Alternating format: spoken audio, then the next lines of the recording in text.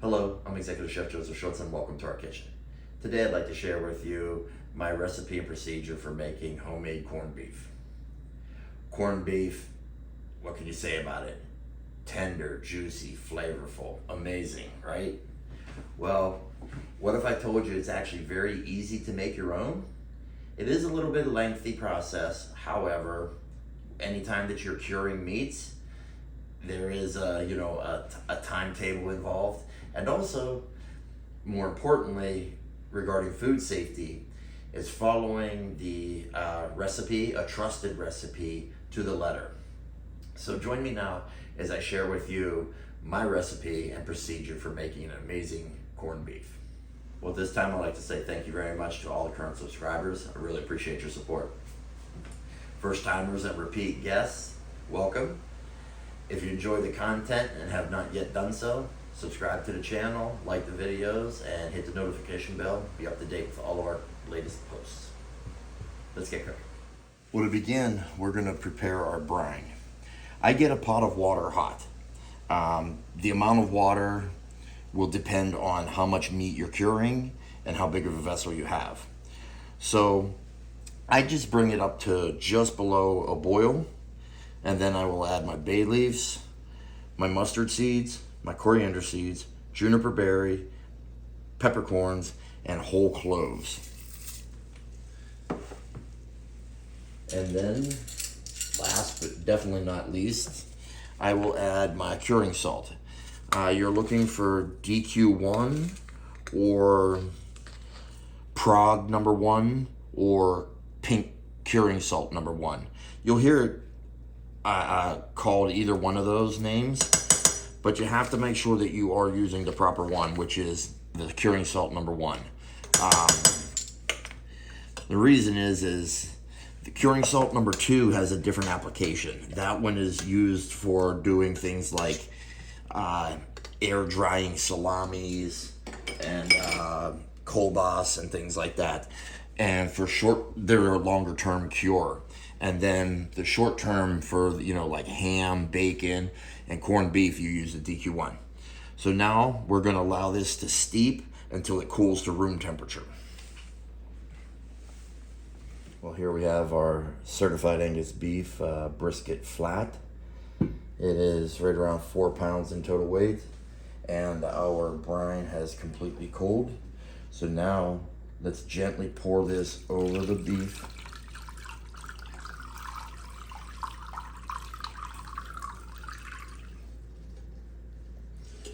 I like to make certain that I get all the spices in there. We don't want to lose any flavor.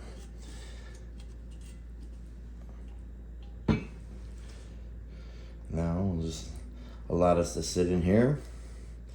If the meat should float on you, not a big deal, but if it does, feel free to take a plate and set it on there, and that'll help keep it submerged.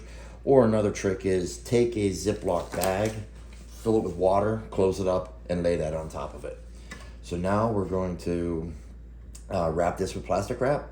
I'm gonna date it and label it with the time, date, and what it is. And then I'm gonna put it in the refrigerator and set my calendar. In 6 days, we will be removing this from the brine. Well, here we are after the 6 days. We're gonna pull our brisket flat from the brine and go ahead and rinse it off.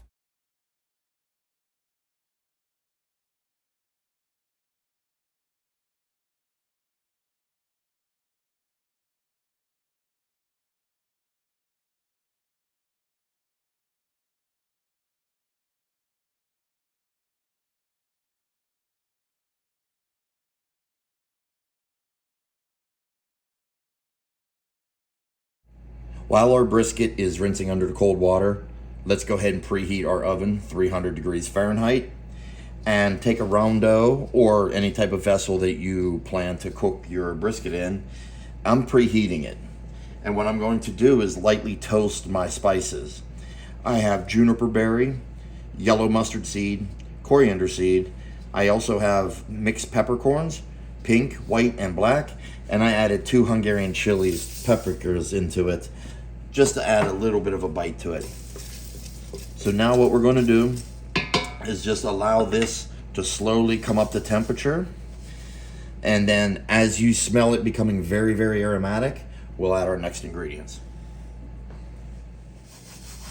After about 30 seconds, it's already becoming aromatic. I will then add my bay leaf. And you're gonna want to move it around occasionally. You don't wanna burn anything. It's just trying to heat up to release the oils. Well, now that we are very aromatic, after about a minute, I will go ahead and add my water.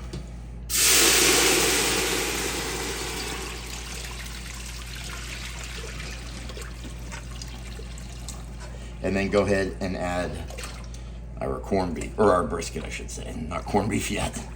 So go ahead, feel free to use stock if you like, beef stock, chicken stock, whatever. I'm using water, it's good, it's fine. So you make certain that you cover your brisket by at least 2 inches of liquid. We want to ensure that the liquid does not cook off of it. Also, what I like to do is I'll add a couple beers to it, just to kind of bring a little more flavor to it, something different. Well, now my liquid, I have a lot of movement going on, so it's getting really close to beginning to simmer. At this point, I will put my lid on and I will place it in the preheated oven.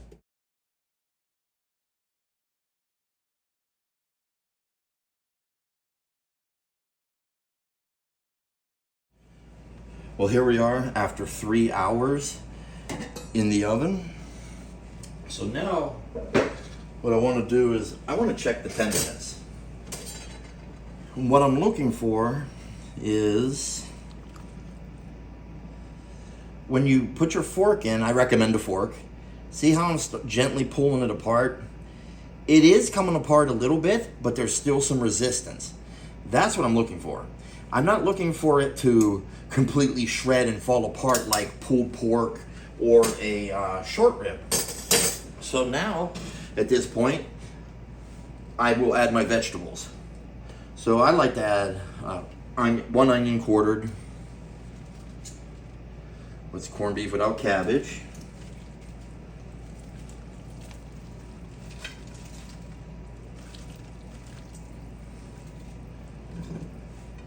Some potatoes, carrots,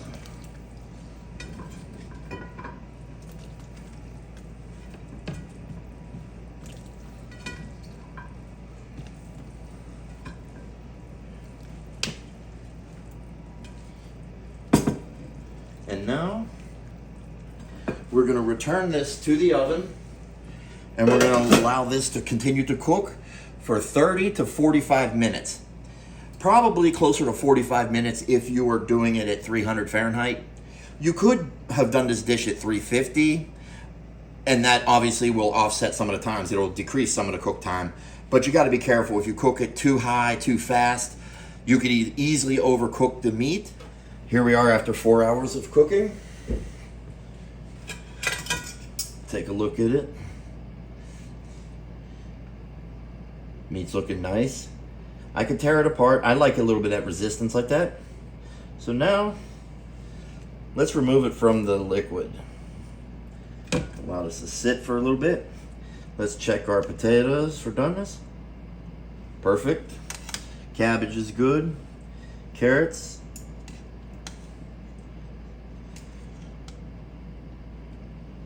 Might need a few more minutes. So while we are letting the meat rest a little bit, let's go ahead, leave our vegetables with the lid on and allow it to sit for about 15 minutes or so. This will carry over cook and then our meat will rest and then we can begin slicing and serving. Well, here we are. Time to slice. I kind of sliced mine about 1/4 inch or so to about 1/2 inch at the most. If I'm, putting it on a plate, I might slice it a little thicker. Sandwich, I might cut it a little thinner. And there we have corned beef. The smell in the air from the pickling spice and everything is amazing. Nice and tender. Oh yeah. We are now ready for service. Well, there you have my procedure for making corned beef. Now you can celebrate St. Patty's Day anytime you wish. Key takeaways: your ratio when using curing salt, do not deviate from it. Me, I like where I'm at. This is safe. The meat is not compromised in any way. It was handled properly and cured properly. If you're looking for a well-balanced, not super salty, and very flavorful corned beef, this is your recipe. Now, whether you decide to serve it for sandwiches, Reubens, or if you want, with corned beef and cabbage, with some potatoes and carrots, which is not an Irish dish, by the way, so be it. The liquid that's left over, strain it, freeze it, keep it for, a soup. Now, after making this, I'm definitely gonna be doing some pastrami in the near future. And that's all I have. Not difficult, and I want you to give it a try. Be creative with it. The whole process of corning is just basically an old school term for curing or brining. Is really all that means is corned beef. It's a brined beef. So I hope you enjoyed the presentation. I hope you give it a shot. Thank you for joining. Yot Fat.